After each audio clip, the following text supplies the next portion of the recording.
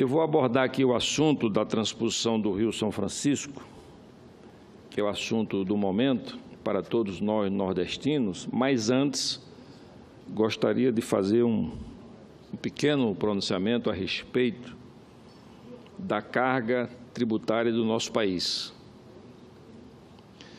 Nós tomamos conhecimento através da imprensa que existe uma comissão especial tratando da reforma tributária na Câmara dos Deputados e o seu relator sugeriu a volta da CPMF. A CPMF, presidente, foi um imposto criado num país subdesenvolvido, num país latino, e que não foi aceito por nenhum outro país do mundo até hoje, apesar de ser a arrecadação mais fácil, mais barata e mais eficiente que existiu até hoje. Nada mais fácil de cobrar do que a CPMF através da rede bancária. Não tem custo para o país. E mesmo assim, nenhum país do mundo aceitou implementar esse imposto em seu país. Por quê? Porque existem dois símbolos nacionais de todos os países. Um é a moeda e o outro é a bandeira. Então, nesses eventos, nessas manifestações, principalmente dos países árabes, nós, vez ou outra, presenciamos, através da televisão, grupos de manifestantes, e até na Europa já aconteceu isso, queimando a bandeira americana, que é um símbolo dos Estados Unidos. Mas nunca presenciei, e acredito que nenhum dos senhores senadores e o senhor presidente presenciou um grupo de manifestantes em qualquer parte do mundo queimando o dólar, a moeda americana. Isso quer dizer que a moeda termina sendo efetivamente o maior símbolo de representação do país. E a bandeira fica em segundo lugar como uma coisa simbólica, mas como uma referência cultural, uma referência histórica. Mas, de fato, a grande referência do país é a moeda. E o Brasil, em virtude de possuir aqui no território nacional uma quantidade muito grande de pessoas geniais, que sempre têm ideias geniais, criou a CPMF. E o que é a CPMF? A CPMF é um imposto que o contribuinte indistintamente paga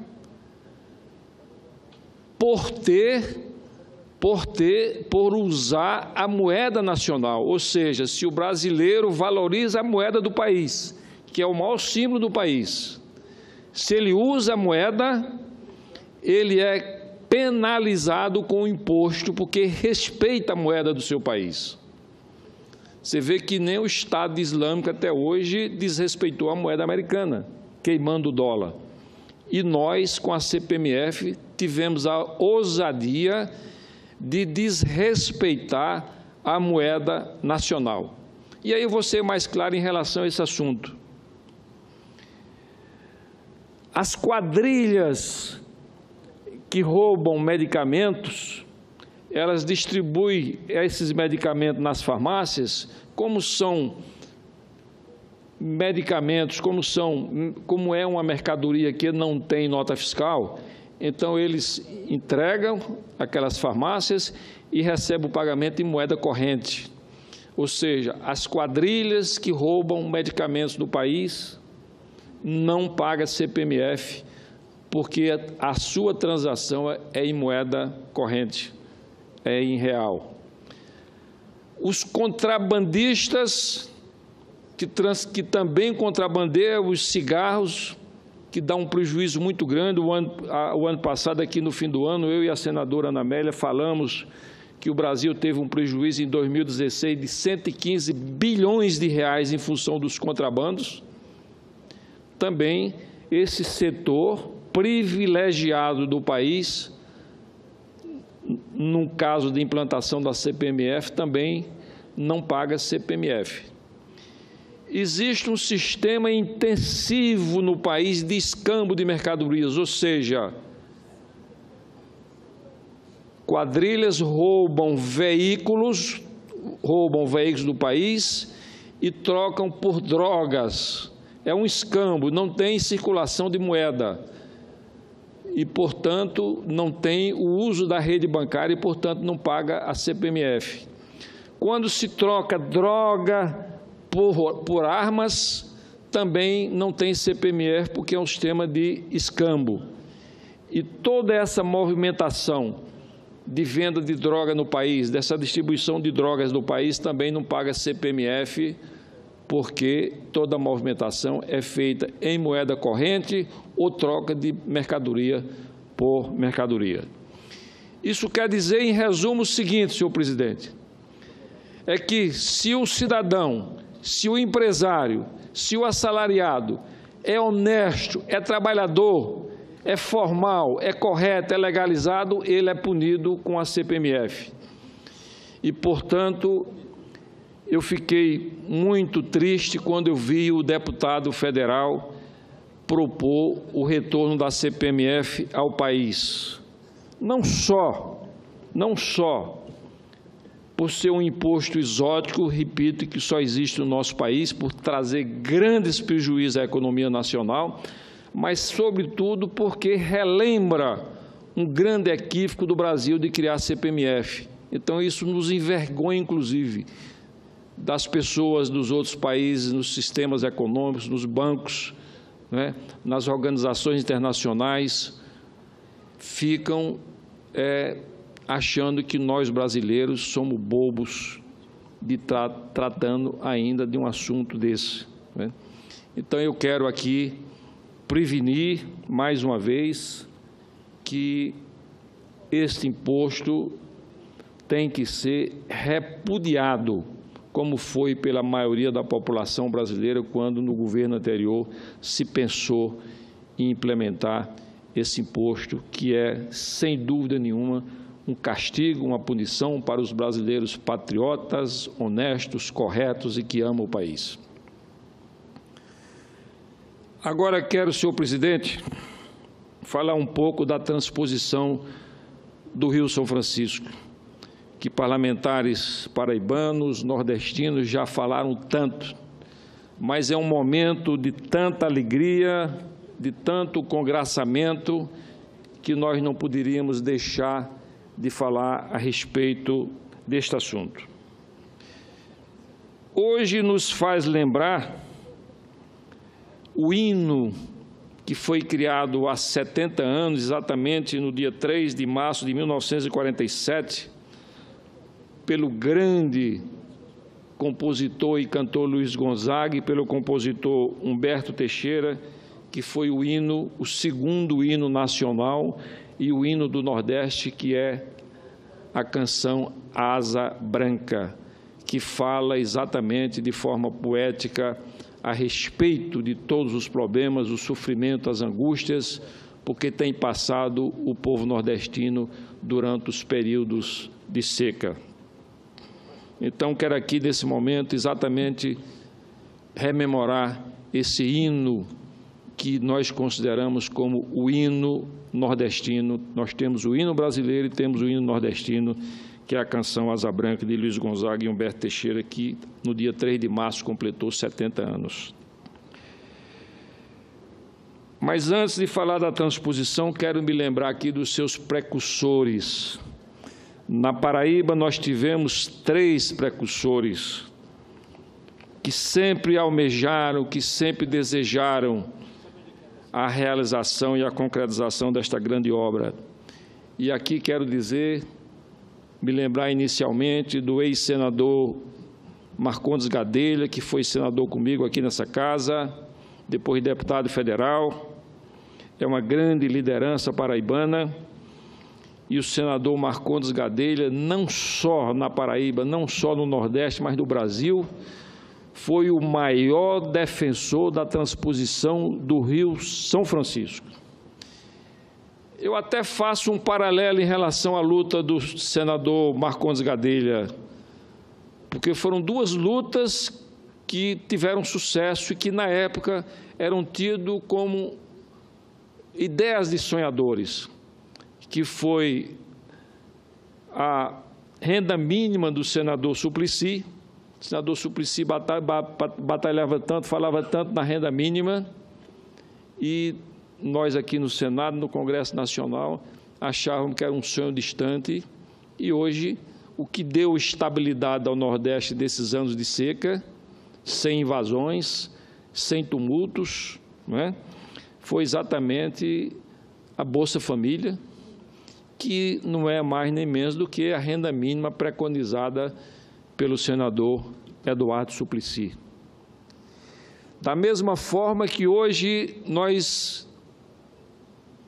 verificamos, nós estamos sentindo, nós estamos sabendo, vivenciando a concretização da transposição do Rio São Francisco, que foi um sonho acalentado, um sonho trabalhado, não só no discurso, mas em reuniões, em congressos e seminários do senador paraibano, o ex-senador paraibano Marcondes Gadelha, e, portanto, ele merece todas as homenagens como um dos grandes precursores da transposição do Rio São Francisco.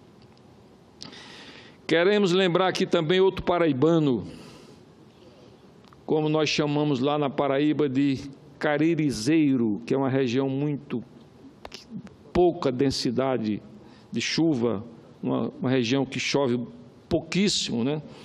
Que foi também um sonho acalentado lá na Paraíba pelo deputado estadual Assis Quitães. Quitães merece, portanto, ser lembrado nesse momento, ficar nos anais da história da transposição do Rio São Francisco, como um paraibano que sempre acalentou esse sonho da transposição do Rio São Francisco. Quero aqui também falar de um outro sonhador,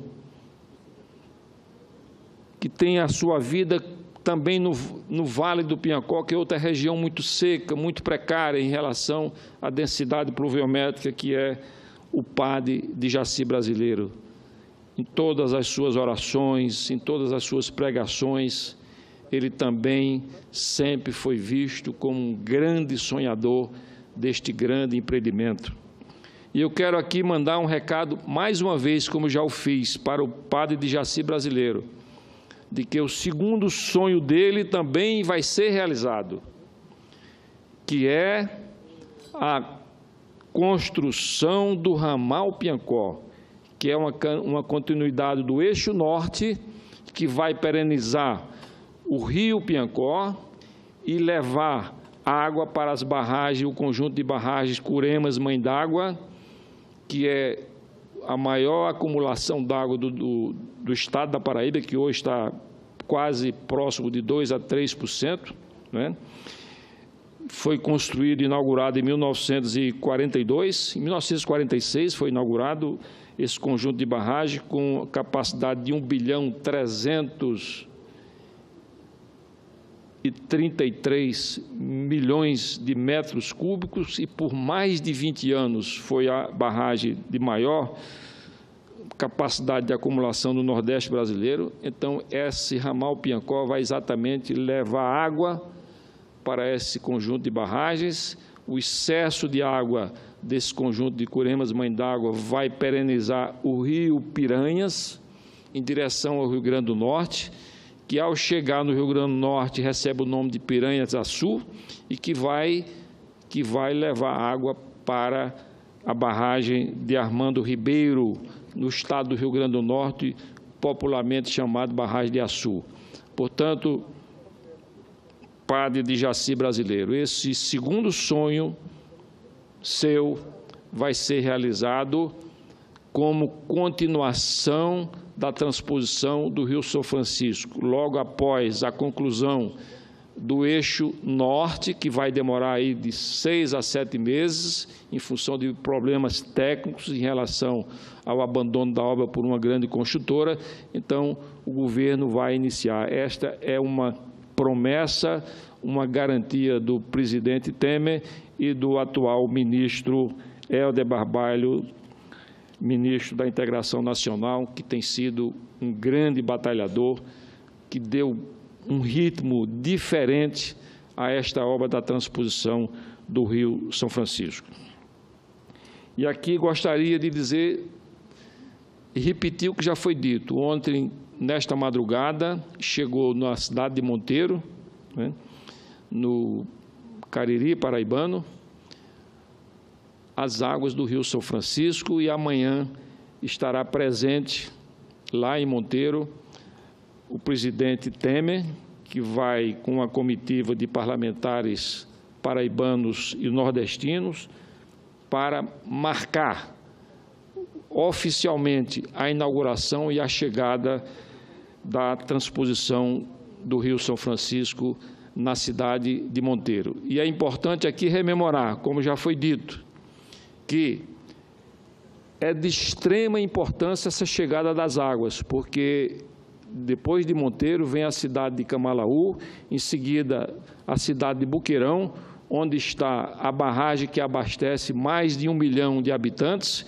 inclusive a cidade de Campina Grande com 450 mil habitantes, e que hoje indiscutivelmente é o problema mais emergencial da questão hídrica do Nordeste brasileiro, é a cidade de Campina Grande. Portanto, o senador José Maranhão está aqui chegando, né, que foi, como governador, um dos governadores que mais se preocupou com a questão hídrica do Nordeste, né, implementando, me parece, em torno de 1.000 quilômetros de adutoras, né, 1.280 quilômetros de adutoras.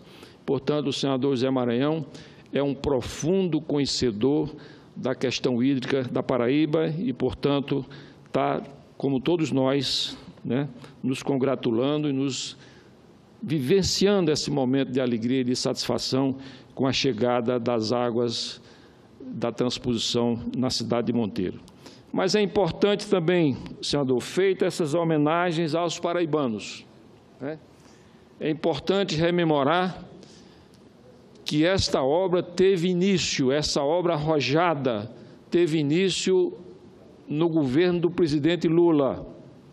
Ele tem que ser lembrado como o presidente que iniciou esta grande obra.